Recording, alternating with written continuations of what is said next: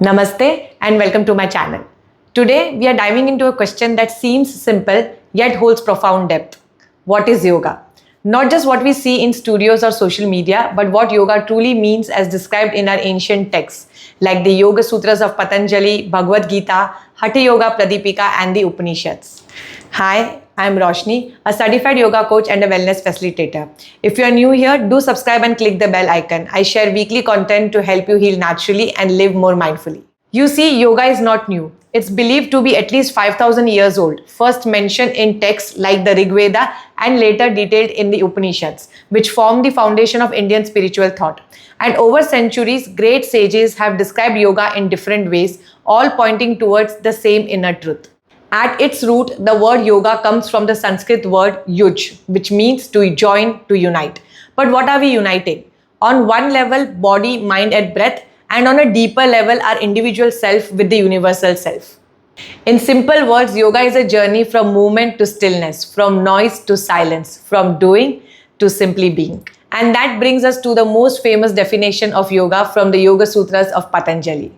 Sage Patanjali condensed an ocean of wisdom into just 195 sutras, short, powerful phrases packed with meaning. Sutras are like seeds, small yet capable of unfolding infinite understanding when nurtured. In Sutra 1.2, he says, Yogasya Chitta Vritti Nirodha. Yoga is the stilling of the fluctuations of the mind. Not about stopping the mind forcibly, but learning to gently quiet its constant activity. And here's something most people don't realize. Out of the 195 sutras, only 3 talk about asana or physical postures. That tells us something. Yoga is not just a body practice, it's a practice of conscious living. The mind is the fastest thing in the universe, faster than light. Thought can leap into the past or future in an instant. That's why yoga emphasizes practice, what sage Patanjali calls abhyasa. Abhyasa means sustained, consistent effort, done for a long time without breaks and with sincerity, not mechanically but mindfully. And to balance this effort, we need vairagya, which is non-attachment, doing the work without craving for immediate results. It's like tending to a garden. You water daily, but you don't pull the plant to make it grow faster. From the Yoga Sutras, let's flow into the Bhagavad Gita, where Lord Krishna offers yoga as a way of living in the midst of life, not away from it. Samatvam yoga uchyate. Yoga is equanimity. Yoga karmasu kaushalam. Yoga is skill in action. Dukkha samyoga vyogam yoga sanjitam. Yoga is freedom from sorrow.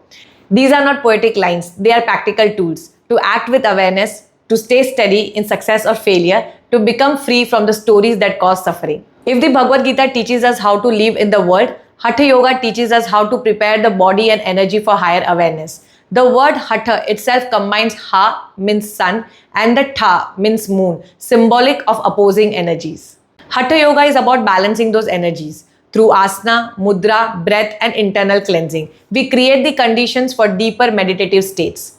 And just like the Gita and Sutras, the Hatha Yoga Pradipika emphasizes moderation in food, in sleep, in speech, in effort.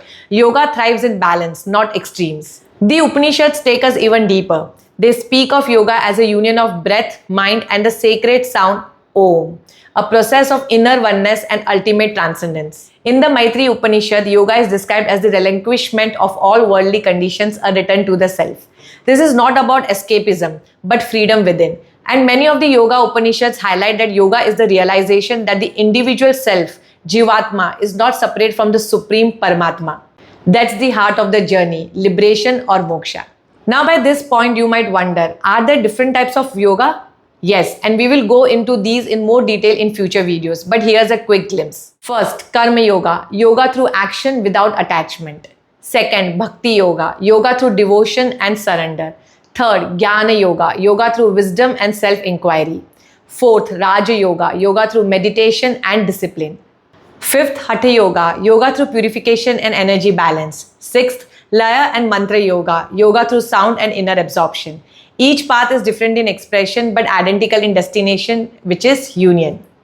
Before we close, there are 3 key qualities mentioned in both the Bhagavad Gita and the Patanjali Sutras that make any yoga practice transformative. First, Tapa. Discipline, self-effort, doing what's needed even when it's uncomfortable. Second, Swadhyay. self-study and introspection, both through scriptures and self-reflection. Third, Ishvara Pranidhana, surrender to a higher intelligence, letting go of ego and control. These three are like the tripod on which our yoga practice stands strong. So, what is yoga? Yoga is stillness of mind. Yoga is balance in action. Yoga is the union of breath and awareness. Yoga is remembering that we are not separate from life, from others, and from the divine. It's a path that begins with posture but leads to presence. And the best part, you don't need to master everything to begin. Even 5 minutes of mindful breathing or a conscious choice in your day is yoga. I would love to know which definition or perspective on yoga spoke to you the most. Let me know in the comments below. And if you would like to explore this further, check the description for a free clarity call or join my live yoga classes rooted in this philosophy. Thank you for joining me in this exploration. Stay consistent, stay aware, and stay connected to yourself. Till we meet again, Om Namah Shivaya.